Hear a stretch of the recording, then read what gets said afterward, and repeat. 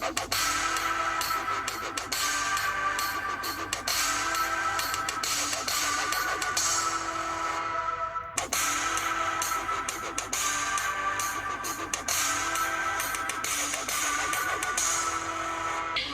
à tous les auditeurs.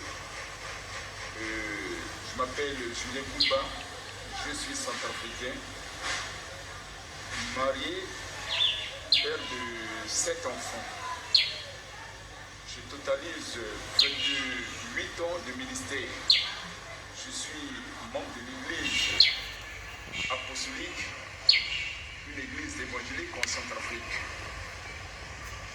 Alors nous voulons vous laisser la parole pour que vous puissiez expliquer du début jusqu'à la fin ce que vous êtes appelé et qui pourra édifier, enseigner, exhorter et tout ce que vous êtes.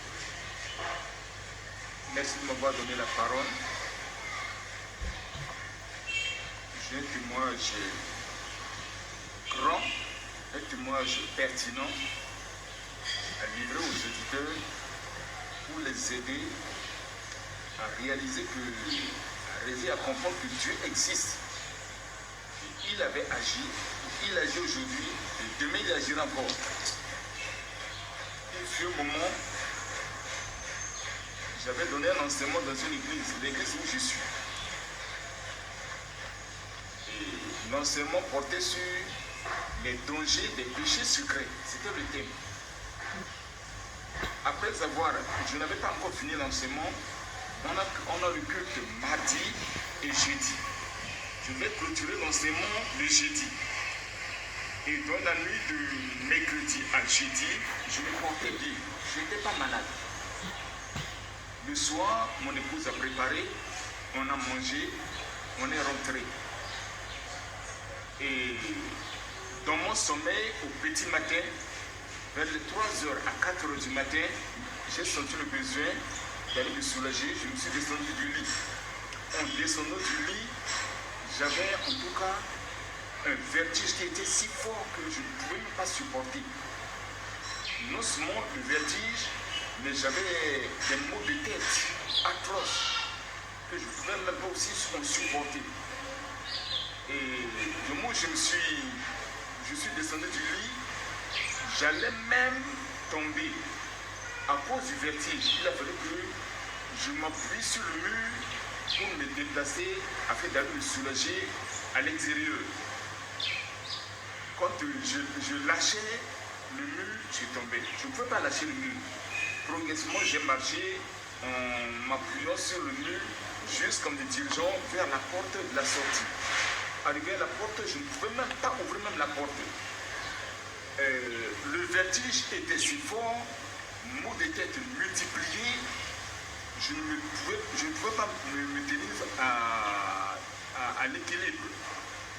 Et pour de peur que je ne puisse pas pisser dans l'habit, j'ai juste pissé dans la maison à la porte. Et puis automatiquement, je me suis appuyé encore sur le mur pour pénétrer dans la chambre. Arrivé à la chambre, je me suis assis sur le lit. Et j'ai baissé ma tête, je voulais prier. En voulant prier, je suis tombé à terre. Après, je me suis relevé sur le lit. Je me suis dit, comme en priant et en baissant la tête, j'étais tombé cette fois-ci. Je vais prier, mais en me tenant debout. C'est-à-dire la tête debout. En priant encore pour la seconde fois, je suis tombé sur le lit. Moi, je suis tombé sur le lit. C'est comme si le lit tourne en priant et en baissant la tête, j'étais tombé cette fois-ci. Je vais prier, mais en me tenant debout. C'est-à-dire la tête debout. En priant encore pour la seconde fois, je suis tombé sur le lit. Moi, je suis tombé sur le lit. C'est comme si le lit me tournait, le lit me tourmentait, je ne sais pas comment. C'était vraiment si fort le vertige. Je ne pouvais pas supporter. Et jusqu'au petit matin, jusqu'au matin, les gens de ma maison sont sortis. Quand je suis sorti de la chambre, je me suis assis sur le canapé au salon. Et j'ai fait appel à mon épouse qui entrait dans la maison, elle faisait le va-et-vient. Je lui ai fait appel de venir. Et quand elle s'est approchée de moi, je lui ai dit, je sens un vertige qui est atroce, y compris les maux de tête, insupportable. Elle m'a bien écouté et elle a fait demi-tour. Je m'attendais qu'elle allait trouver une solution pour moi en me cherchant peut-être des médicaments. Elle est allée vaquer à ses occupations. Elle s'est occupée des enfants et elle les a apprêtés pour aller à l'école. Et à fin de compte, c'est une commerçante. Elle a apprêté ses articles, à fin de compte, elle est allée au marché, elle m'a abandonné. Et j'étais resté seul avec notre dernier enfant de 2 ans qu'on a baptisé au nom de Point Final. Et l'enfant, quand j'étais allongé sur le canapé, l'enfant s'amusait, il était autour de moi et je ne savais quoi faire. Au fur et à mesure, la maladie s'aggravait. La maladie s'aggravait, c'est-à-dire le canapé où j'étais allongé, c'est comme si le canapé bougeait, ça me tournait, je ne sais pas. Les maux de tête étaient vraiment à haut degré. Et je n'avais pas de quelqu'un qui pourrait donc me venir au secours. Et subitement, j'ai vu entrer dans la maison l'une de mes enfants, c'était ma fille, elle s'appelle Sarah. Elle est allée à l'école, leur maître n'était pas présent au cours. Et la fille est revenue à la maison. Et quand la fille rentrait à la maison, je l'ai vue. Du moment où je l'ai vue, je ne pouvais plus parler. Je ne pouvais plus parler. J'ai fait signe à la main, à la fille, de venir, et elle est venue. Je l'ai fait signe de la main, prends mon téléphone, appelle-moi ta maman qui est au marché. Et elle a compris le signe. Elle a pris le téléphone, elle a composé le numéro de la maman, elle a retrouvé le téléphone, elle a dit à la maman, viens au plus rapidement possible, papa est gravement malade. Et la maman, quand elle a écouté l'information, rapidement, elle a abandonné tout en catastrophe au marché et elle a couru et elle est venue s'asseoir sur le canapé où je m'étais allongé. Je l'ai vu même entrer. Elle m'a posé la question suivante. C'est la maladie dont tu m'avais parlé. J'ai écouté. J'ai accepté. Elle m'a posé la deuxième question suivante. La question suivante, elle m'a dit, peut-être c'est le méningite, que j'ai cherché une papaye non mûre, le liquide blanc, qu'on puisse te vacciner avec. J'ai écouté, j'ai balancé ma tête en signe de refus. Elle s'est tue. Et elle a demandé à la fille Sarah, va me chercher de l'eau. Et la fille est allée chercher de l'eau. Avec l'eau, elle m'a projeté l'eau au visage, à la tête, pour atténuer les tremblements, les maux de tête, y compris le vertige. Ça n'a pas marché.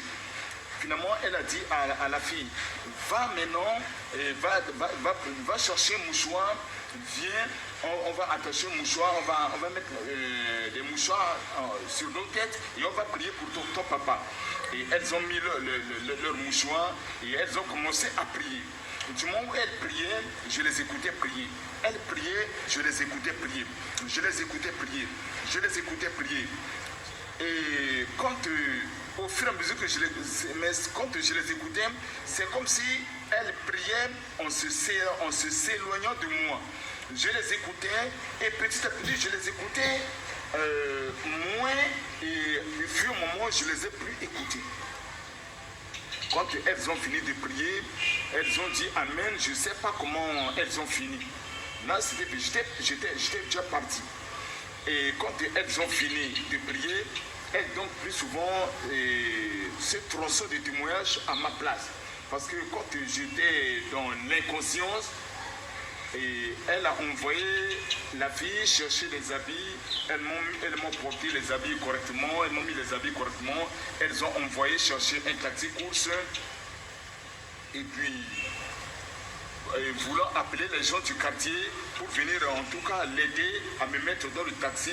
Il n'y avait personne. La fille est allée dans le quartier, elle n'a trouvé que des femmes. Elle n'a pas trouvé aucun homme dans le quartier. Et elle a appelé les femmes, elles sont venues, elles m'ont habillé, elles m'ont mis dans un taxi et puis le taxi m'a mené à l'hôpital. Et en ce temps-là, c'est mon cœur qui battait, je ronronnais. Et au fur et à mesure, à l'hôpital, ils m'ont posé un sérum et puis ils ont pris ma température, côté gauche, côté droit. 12,8 de l'autre côté, de part et d'autre. Il n'y avait pas gravité. Et les infirmiers ont posé la question suivante à mon épouse. Est-ce que ton mari a bu ce matin du vin? Non, il ne prend pas du vin. Est-ce que ce matin vous êtes querellés? Non, nous ne sommes pas querellés. Est-ce qu'il a pris certains médicaments? Non, il n'a pas pris de médicaments. Mais comment ceci est arrivé, je ne sais pas. Alors, ils m'ont posé un sérum, n'importe quel sérum, je ne sais pas. Et ça, c'était, peu importe ce qui s'était déroulé à l'hôpital, moi j'étais vraiment ignorant. Mais ce qui est important, que je le dise pour nous édifier, en tout cas quand mon épouse et ma première fille et ma fille priaient pour moi, quand je les écoutais prier, et progressivement je ne les ai plus écoutés. Et c'est comme si quand quelqu'un se fâche et qu'il claque la porte de force, j'ai senti mes deux oreilles claquer à forte voix vive. Et quand mes deux oreilles ont été claquées, je n'avais aucun sens de vie de la nature, ni de bruit. Et subitement, j'ai vu quelqu'un se tenir debout sur moi, vêtu de blanc, attachant un cordon rouge au rein. Et cette personne, en tout cas en le regardant, le monsieur avait un visage rayonnant. Et là où il s'était mis debout devant moi, c'est-à-dire tout autour de moi, il y avait en tout cas une gloire impossible. J'étais éclairé. Et avec nos propres yeux charnels, tu ne pouvais pas apercevoir, regarder ses yeux. Ses yeux, c'est comme si tu prenais un miroir et que tu plaçais sous le soleil et que les rayons du miroir te frappaient les yeux. Plus souvent, nous, on éclaire les yeux. En tout cas, c'était formidable. Le monsieur m'a dit, je viens te chercher pour te conduire, pour te montrer le grand pays. Et il m'a pris ici par le bras et nous sommes envolés. Nous sommes envolés longtemps et nous sommes arrivés. Arrivés dans le pays et il m'a placé, il m'a mis par terre. Mais quand il m'a mis par terre, je me suis dit qu'il m'a placé sur un tapis. Ce n'était pas le tapis. C'est en avance que je saurais que ce n'est pas le tapis. C'était le sol céleste. Je ne le savais pas. En tout cas, ce n'est pas notre sol pour que je puisse en décrire ou en connaître notre sol sableux, notre sol avec des grains. Non, ce n'était pas comme ça. Je peux pas connaître que je ne savais pas que c'était le sol. Et quand il m'a placé, j'étais là debout. Il est allé, il a pris une tenue jaune d'or. Il m'a mis la tenue. Ensuite, il est allé, il a pris une chaussure. C'était pas une paire de souliers, mais c'est comme une babouche construite avec les peaux de bête. Mais ce n'était pas une peau de bête. C'est ma manière de voir, ce n'est pas une peau de bête. Il m'a mis la babouche. Ensuite, la dernière chose qu'il m'a faite, et il est allé chercher un fruit. Et ce fruit, c'est à peu près de cette grosseur. Et ce fruit avait des ondulations. Et le fruit avait la couleur jaune. Il m'a dit de manger le fruit. J'ai mangé le fruit en entier. Et là où on était ensemble, il n'y avait plus le ciel, il n'y avait plus des étoiles. C'est-à-dire, je ne sais comment, c'est-à-dire, la gloire était impossible. Quand il fait jour sur nous ici, vers les 12 heures, c'est comme si c'est mille fois l'éclairage là-bas, la gloire là-bas, je ne sais pas. En tout cas, c'était impossible. Je n'ai pas vu les étoiles. Et mon ombre n'y était pas. Et je ne sentais pas ni la fatigue, ni la sueur, ni le soleil. Il n'y avait rien. Mais l'atmosphère, vraiment, je ne sais comment en tout cas on décrit. Les mots me manquent. Et de là, il m'a dit, allons maintenant, visitons la ville. Bon, quand nous nous sommes déplacés, je voyais les arbres. Mais les arbres là-bas, c'est comme si ce sont des bois, ce sont des arbres bien construits. Les feux ne sont pas vraiment en zigzag comme les nôtres ici. C'est comme si c'est tout feu, c'est bien taillé. En tout cas, même les arbres mettaient vraiment beau à voir. Je compte après les arbres, c'est comme si je n'ai jamais vu un arbre. Et aucune feuille de ces arbres ne tombait. Et les cours, je vois aussi des cours d'eau qui coulaient. Il y avait des cours d'eau. Et souvent, à l'eau, nos yeux ne voient que l'eau, ne voient pas l'intérieur. Mais l'eau là-bas, tu vois, en tout cas c'est clair, tu vois le dessus, tu vois le dessous. Il y avait de belles pierres en dessous qui scintillaient. En tout cas, c'était beau à voir. Et on a commencé à marcher, on a marché, je regardais, je voyais la ville. Il y avait aussi des carrefours, il y avait aussi des voies. Et puis je regardais, on a marché. Mais on a vu des maisons, les maisons, en tout cas des maisons, de grandes maisons, des maisons gigantesques, non construites en tôle, non construites en ciment, ni aucun fer n'est entré dans cette maison, ni des sables, ni quoi. Les matériaux de construction ne sont pas entrés dans cette maison-là. Et les formes des maisons, en tout cas, sont de belles maisons, de grandes maisons. Et pour une seule maison, les gens n'y s'associent pas. C'est-à-dire, pour nous ici, une seule maison, le père sort, la femme sort, les enfants sortent. Non. Une grande maison pour toi seul. Wow. Pour toi seul, de grandes maisons, en tout cas belles, ni rectangulaires, ni carrées. Mais les formes, je sais comment décrire les formes, je ne suis pas architecte. C'était vraiment magnifique. Après avoir vu les maisons, en tout cas, les maisons, elles sont multiples. Je le dis plus souvent que même la Terre, la population du monde entier qui est peut-être au-delà de 7 milliards ou 8 milliards d'habitants, tout le monde peut être en possession d'une maison dans le ciel. Il reste encore des maisons. Les maisons, en tout cas, elles sont nombreuses et innombrables. On a marché. Et arrivé à un carrefour, je lui ai posé la question suivante. Il n'y a pas encore d'autres choses à me montrer? Et il m'a dit, le Seigneur de me dire, allons visiter l'enfer. Je vais te montrer l'enfer.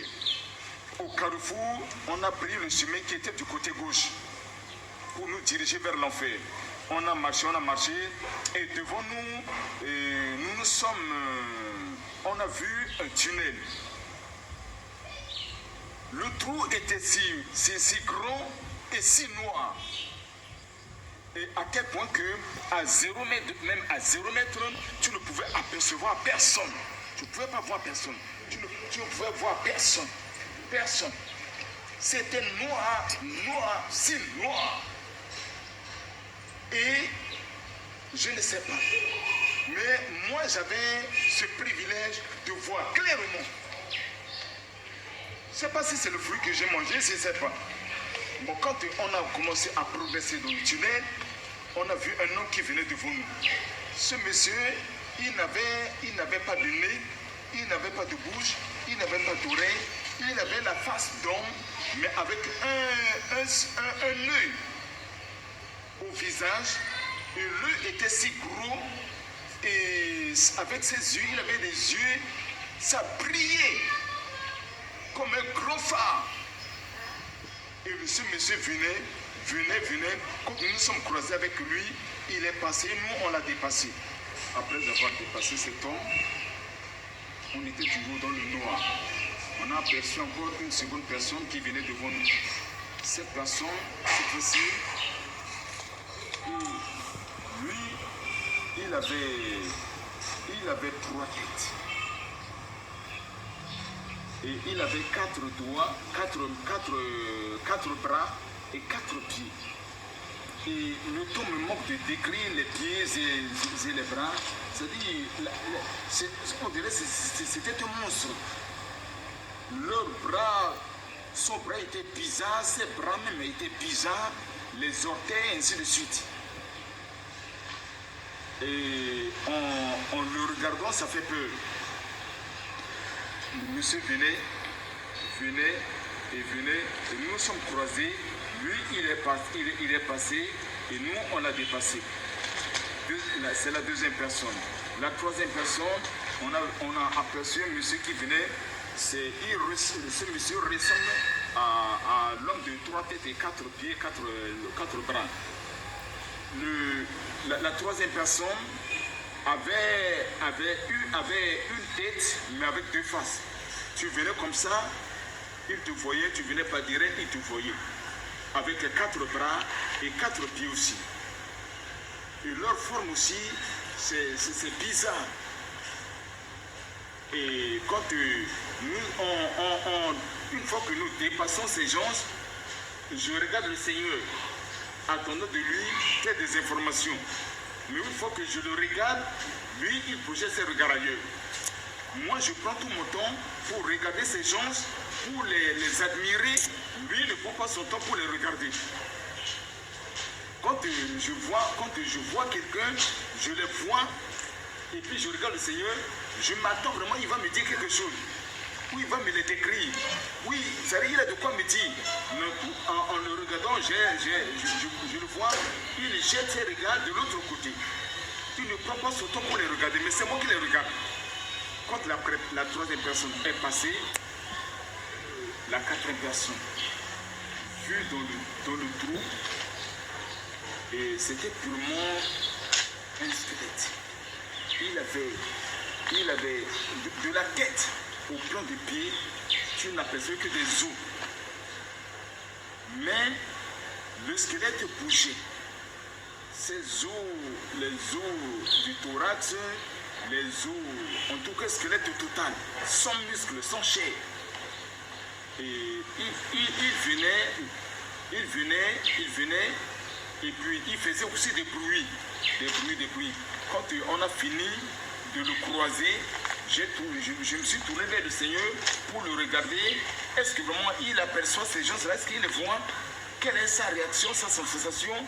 Et en le regardant, vraiment, il ne prend pas son temps pour les regarder. Et quand nous avions fini de dépasser la troisième personne, quatrième personne et la cinquième personne, nous sommes croisés avec un homme qui était si court, de courte taille. Mais il est gros. Il est court. Il est gros. Et il avait une tête dont il y avait un creux sur sa tête. Un creux. Et son cerveau était dehors. Et il a 2 longues barbes comme ça, 2 moustaches. 2 comme ça. Un allait de l'autre côté, un autre de l'autre côté. 2 moustaches. Il n'avait pas de barbe. Et lui, maintenant, Il venait, nous on allait. Il venait, on allait. Nous sommes croisés. Dans notre dépassement, j'ai vu un gros trou sur sa tête, son cerveau était dehors, et lui, il est passé. Après avoir dépassé ces 5 hommes, alors j'ai posé la question suivante au Seigneur. Je lui ai dit, qui sont ces choses que nous les avions dépassées? Et lui, il me posait encore la question suivante. Et tu veux me dire que tu ne les connais pas? J'ai dit non, je ne les connais pas. Il m'a dit, ici-bas sur la terre, je t'ai écouté prêcher sur ces hommes. Tu as parlé sur ces hommes. Comment tu me dis que tu ne les connais pas? Je ne les connais pas. À maintes reprises, je t'ai écouté parler sur ces hommes, prêcher sur ces hommes. Ce sont les démons. Tu entends les démons, les voici. Ils sont là. Ce sont ces esprits-là. Là où nous les avions rencontrés, ils quittent ici. Ils descendent à terre. Ils entrent dans la vie des gens. Ils poussent les gens à pécher, à violer la loi de Dieu, à faire n'importe quoi, à séduire les autres, et ainsi de suite. Il faut de n'importe quoi dans les vies des gens et ils le repartent là où nous les avions trouvés. Et l'histoire des démons est finie. Dans le tunnel, nous voici au bout. Arrivé à la fin du tunnel, on est arrivé à l'enfer. Vous dites que donc vous avez quitté le tunnel et vous arrivez en enfer. Donc le tunnel c'était pas l'enfer. Le tunnel n'est pas l'enfer. C'était la voie qui mène à l'enfer. D'accord. Arrivé en enfer, j'ai vu une étendue de feu à perte de vue. Une étendue de feu, je dis à perte de vue. Et j'ai vu des feux de toutes sortes de couleurs. De toutes sortes de couleurs. C'est-à-dire le bruit des détonnements des feux. C'est-à-dire, mais c'est comme si de chez nous ici en Centrafrique, même jusqu'en Europe, en Asie, en Chine, en Belgique, en Angleterre, tu peux écouter ce qui se passe ici en Centrafrique. C'était fort.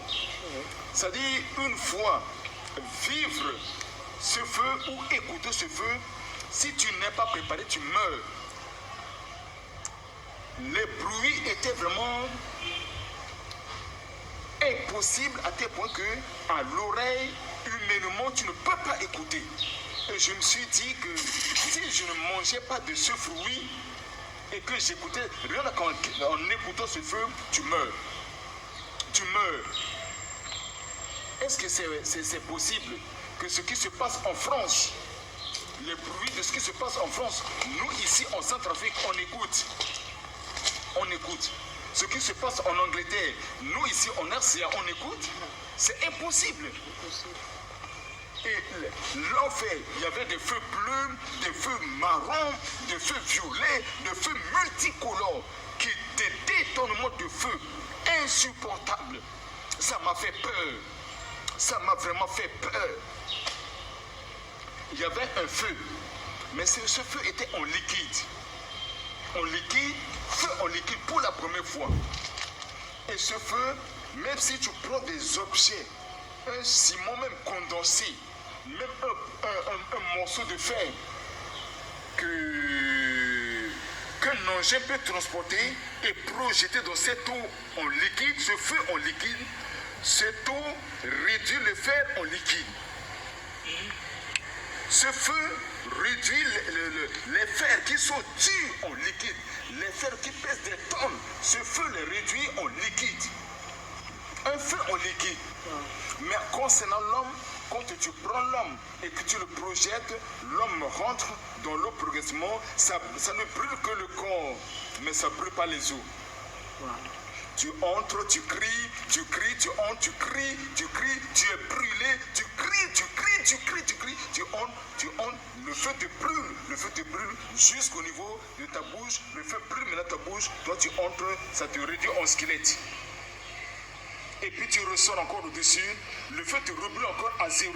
Tu entres, le feu te brûle, c'est le feu en liquide, ça te brûle, ça te brûle, ça te brûle. une fois que le squelette remonte à la surface. Oui, et avant de redescendre encore dans l'eau, c'est le squelette seulement ou il y a la chair qui revient? Merci. Une fois que tu as été brûlé et quand tu ressors sur la surface de l'eau, la chair recouvre encore le squelette. Et le feu rebrûle encore la chair et il ne reste que les squelettes. Les squelettes réapparaissent encore sur l'eau, la chair encore en couvre et puis le feu rebrûle encore et puis continuellement c'est ça et c'est ça ta vie et puis c'est fait pour toute éternité, c'est fini. Il n'y a pas de repos. Donc c'est ce qui attend ceux qui vont en enfer. Si c'est ce qui attend ceux qui vont en enfer, ceux qui n'ont pas accepté Jésus-Christ, ceux qui les athées. J'ai vu ce feu. En tout cas, c'était vraiment, c'était pas vraiment beau à voir, ni bon à écouter. Ça fait vraiment peur. J'étais vraiment préparé en mangeant de ce fruit. Je suis convaincu que c'est ce fruit que j'avais mangé qui m'a vraiment aidé à résister au détournement de ces feux. Ces feux de diverses couleurs. Alors, du côté droit, j'ai entendu le cri des bébés. Les bébés pleuraient. Les bébés pleuraient. J'ai écouté les bébés pleurer. J'ai dit au Seigneur, est-ce qu'ici, il y a aussi des bébés? Il m'a dit, allons-y les voir. Bon, nous nous sommes dirigés là où se trouvaient ces bébés. Arrivé là-bas, j'ai vu des bébés de cette grosseur. Des bébés de cette grosseur. Des bébés de cette grosseur, peut-être comme la jambe, le pied, ainsi de suite. D'autres bébés étaient si petits. Et ils s'étaient allongés à une même direction. Et quand ces bébés pleuraient, le sang coulait de leur nez, le sang coulait des oreilles, le sang coulait des yeux, le sang coulait de tout le corps, le sang coulait. Même un bébé de cette grosseur, comme l'index là, ce bébé de cette grosseur, le sang qui coule en lui peut remplir un fût de 200 litres. Un bébé comme ça peut remplir un fût de 200 litres. Le sang continue toujours à couler. Et devant ces bébés allongés, il y avait en tout cas un fleuve, c'est un fleuve ou une mer de sang qui coulait. Alors, j'ai dit au Seigneur, mais c'est quoi? Qu'est-ce que je vois là? Il m'a dit, ce que tu es venu voir, il y a longtemps, j'ai révélé cela aux hommes sur la terre. Je vous ai déjà révélé ce que tu es en train de voir sur la terre il y a longtemps. Je dis, je ne suis pas au courant. Il a dit qu'il a déjà révélé. Je dis, je ne suis pas au courant. Il m'a dit, ces bébés que tu vois, ce sont des enfants, des bébés que leur père et leur mère sont associés pour les avorter, y compris ceux qui ont contribué aussi à leur avortement. Et les enfants pleurent, ces bébés pleurent jusqu'à la venue de ceux qui les ont tués, soit leur père, soit leur mère, ou soit ceux qui ont contribué à leur mort. Quand cela meurt, le sang de ce bébé s'arrête et le bébé, y compris les meurtriers, et ils vont au jugement de Dieu. Et il m'a dit, c'est pas bon l'avortement. L'avortement, c'est mauvais. Donc, je sais cette occasion pour nous dire, c'est pas bon que nous, créatures humaines, nous avortons volontairement. Tu n'aimes pas la grossesse, tu crées voies et moyens pour expulser l'enfant, c'est pas bon. Alors, il m'a dit que l'avortement n'est pas bon. Qu'est-ce qui va se passer au jugement dernier par rapport à ces bébés avortés? Non, ces bébés, ils ne sont coupables de rien. Ils ne sont pas en enfer. Ils ont, quand le Seigneur m'a conduit pour aller les voir, ils étaient à un endroit isolé. Ils n'étaient pas en enfer. Et puis, ils ne sont coupables de rien. Tout à fait. Mais ce sont ceux qui les ont avortés, ceux qui ont contribué à leur mort, sont eux qui sont responsables. Ce sont ceux-là qui seront jugés. Donc au jugement dernier, ces bébés, ce sera un peu leur délivrance. Ils vont retrouver le Seigneur au paradis. Voilà. Quand on a fini de regarder les bébés, il a commencé à me montrer les différentes étapes de l'enfer. Et on est arrivé à un endroit où on a vu une femme. Cette femme, c'était une prédicatrice, pasteur. Elle avait dans sa main une Bible qu'elle a ouverte. Et elle a tenu la Bible dans sa main gauche. Et avec son bras droit, elle prêchait. Elle disait aux gens, repentez-vous. Abandonnez tel péché, abandonnez ce péché, abandonnez tel péché. Elle citait les péchés, Ces péchés ne sont pas bons. Repentez-vous, repentez-vous. L'enfer existe, l'enfer existe, l'enfer existe. Repentez-vous. Et subitement, un feu brûle la femme. Et il ne restait que le squelette de cette femme. Et sur les os de sa poitrine, j'ai vu un feu rouge qui clignotait. Qui clignotait. Et je me suis dit, Seigneur, cette femme, elle a bien prêché. En l'écoutant prêcher, sa prédication était bonne, était meilleure. Mais qu'est-ce qui a fait qu'elle soit brûlée par le feu? Le Seigneur de me dit, tu n'as jamais mis pied en Europe. Cette femme-là, cette scène s'est passée en Europe. La femme que tu as vue, elle a un mari. Et ils sont ensemble. Et ils sont tous chrétiens. Il fut un moment et son mari est tombé dans l'adultère. Il est sorti avec une femme. Et à fin de compte, l'information, l'écho de l'adultère est sorti. La femme l'a écouté. Elle écoutait et elle s'est mise en colère. Son mari est venu une fois lui demander pardon. Elle a refusé. Longtemps après, il est venu encore demander pardon à sa femme pour la seconde fois. Elle a refusé. Troisième fois, le mari encore est revenu demander pardon à sa femme pour la troisième fois. Elle a refusé. Quand elle a refusé pour la troisième fois, et le feu qui sortait des os de sa poitrine, ce feu qui clignotait, rouge et ça s'éteignait, ce feu-là, c'était la colère, un cœur de colère. Et Satan est entré par là, par l'ouverture de cette porte de colère, et l'a emporté.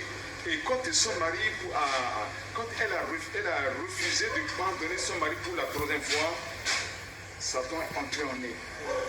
Et son mari est allé au boulot. Quand il est revenu du travail, il est rentré dans la chambre pour aller s'échanger. Maintenant, la femme a prêté un pistolet et elle est rentrée sur son mari et elle l'a tué. Et après avoir tué son mari, elle est sortie, elle avait bien enquêté et l'autre a sa rivale. Elle est allée maintenant là où se trouvait sa rivale et elle l'a tué également. Et en dernière position, elle-même s'est donné la mort. Raison pour laquelle je l'ai pris ici en enfer. C'est l'histoire de la femme qui prêchait. Elle a bien prêché, elle a bien exhorté, elle a bien enseigné, mais elle a fini en enfer. Elle a fini. Bien commencé, mais elle a mal fini, elle a fini en enfer. Et une fois qu'elle devenait squelette, sa chair repoussait, recouvrait encore les squelettes, le feu brûlait encore. Une fois que le feu brûlait, elle ne restait que les squelettes, la chair encore en recouvrait, le feu brûlait, et c'était continuellement comme ça, et c'était ça. d'éternité en éternité, c'était sa vie. Le Seigneur vous a montré son mari? Non, il ne m'a pas montré son mari. En tout cas, elle a souffert et c'était continuel. C'était continuel. Il n'y avait pas de repos pour elle. Et le Seigneur m'a conseillé